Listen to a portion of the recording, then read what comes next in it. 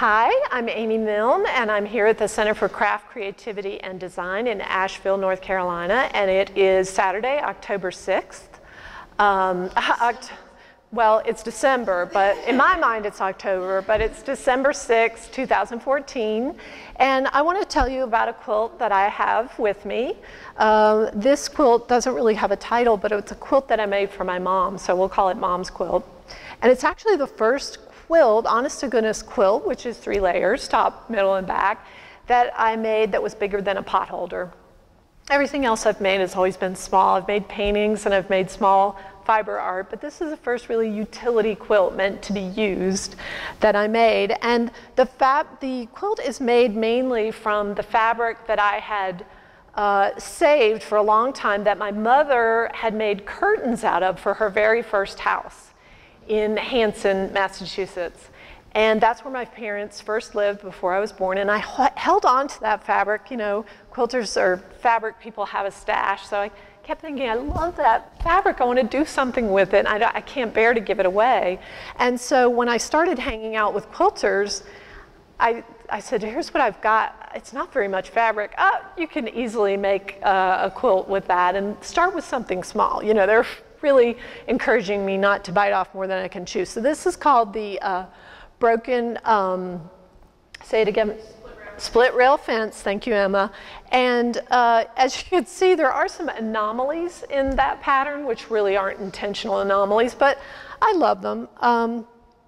And then, so I used additional fabric and played with some applique and stuff, but I wanted to read the label of the quilt, which I really encourage everyone to label their quilt. So on the back, there's a label that's made from a fabric, a printable fabric, and I'll just read some of this. I asked my mom to tell me the story of the fabric so that I could really get it down for history purposes. And she said, when we were in our very first, very special house in Hanson, I searched high and low for the perfect fabric for our living room curtains. I found it at a place called Cohasset Colonials, where they specialized in reproductions of colonial patterns and kits for reproduction furniture. We bought the fabric, even though it was very expensive, and I made the curtains using pleating tape.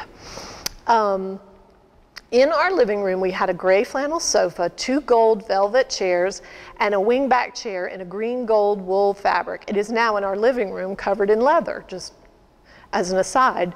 The walls were painted white and the floors were beautiful, refinished wide boards. I loved everything about that room, about the whole house, and it is so nice to go back there. So she was remembering not only the fabric and the house, but the memory.